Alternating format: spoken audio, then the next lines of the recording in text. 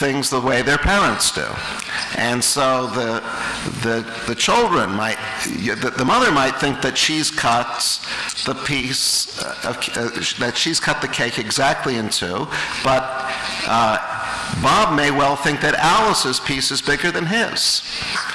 And Alice might think that Bob's piece is bigger than hers. So the problem is that the mother doesn't have enough information. She doesn't know how the children see the cake, and so she can't solve this problem on her own. But the question is there a mechanism for solving the problem? And it turns out that there is such a mechanism. In fact, this mechanism was described thousands of years ago. It's a very old mechanism. It was described in the Western Bible. It was described in a passage where Lot and Abraham are discussing how to divide grazing land, which is exactly the same problem as dividing a cake.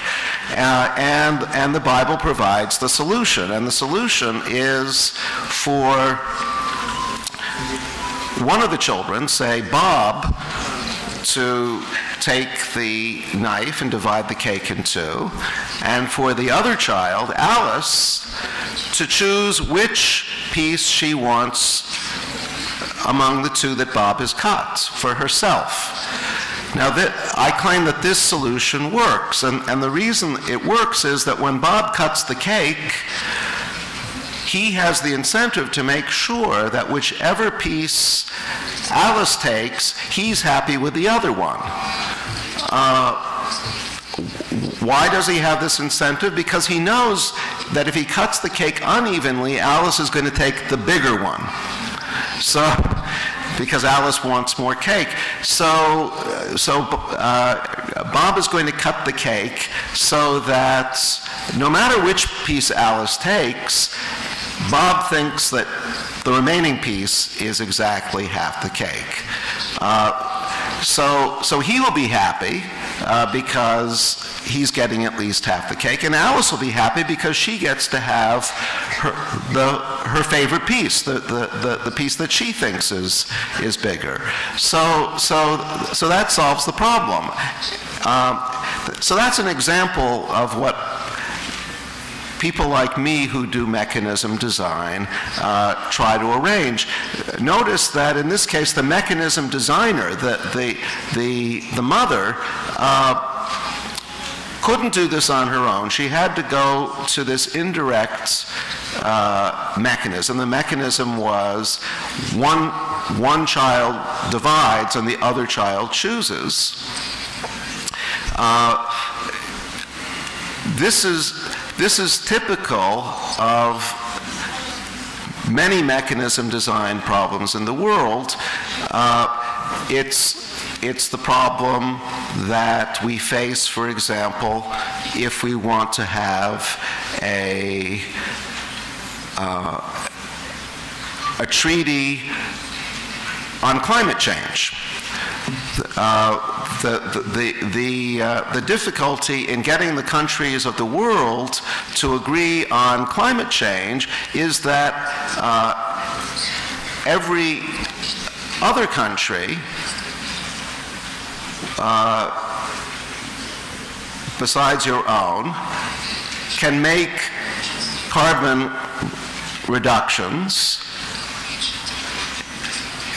and if you don't make any carbon reductions yourself, that's better for you because it's costly as a country to make carbon reductions, reductions in carbon emissions.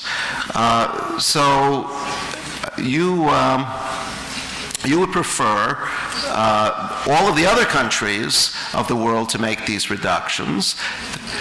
But if each country thinks this way, there are not going to be any carbon reductions. So you need to have a mechanism, a treaty, for determining how much each country reduces its carbon emissions to avoid having a problem with climate change. But the problem in designing such a treaty is you don't know how much it's going to cost each country to make these reductions.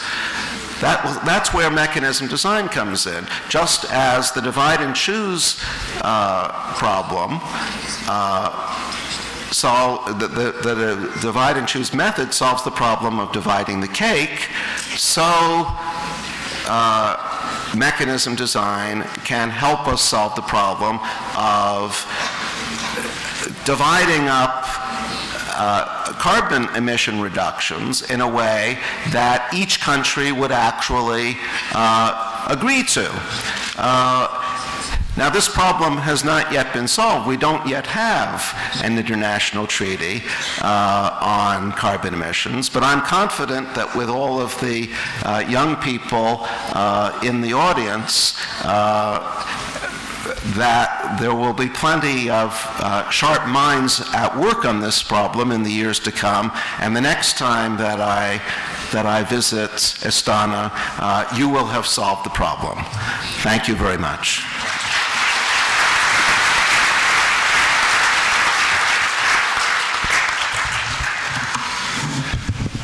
Спасибо, господин Маскин. Мы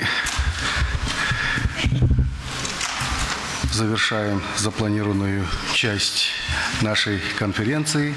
Пользуясь случаем, хотел бы озвучить единогласное, я подчеркиваю, единогласное решение ученого совета нашего университета о присвоении звания почетного профессора нашего университета лауреату Нобелевской премии господину Эрику Маскину.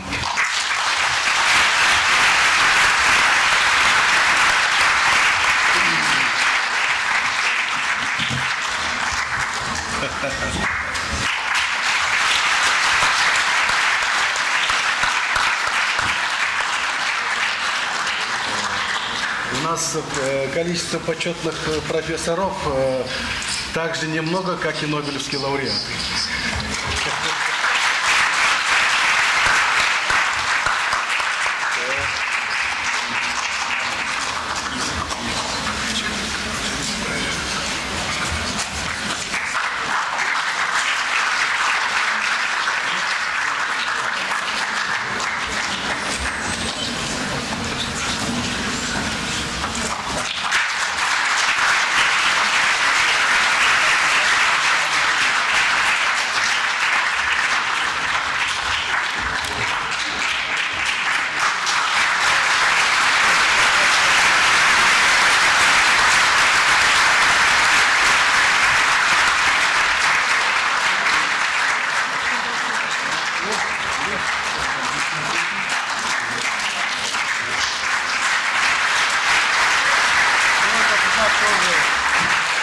Получается нашим почетным профессорам.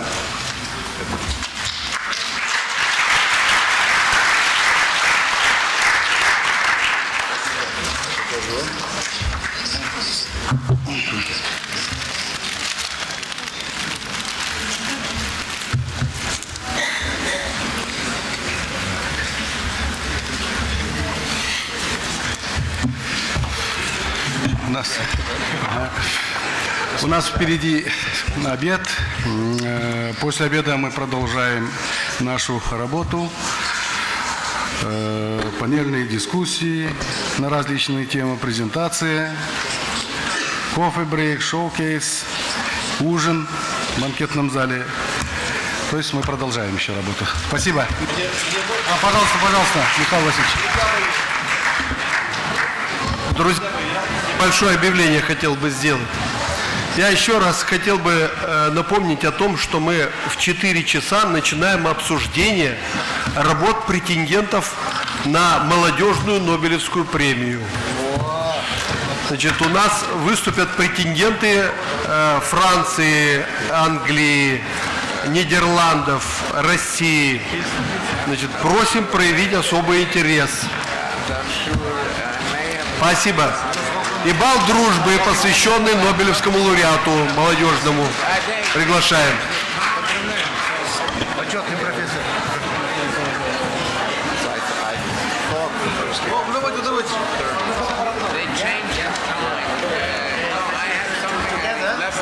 Yes, for magazine and internet. Yes, for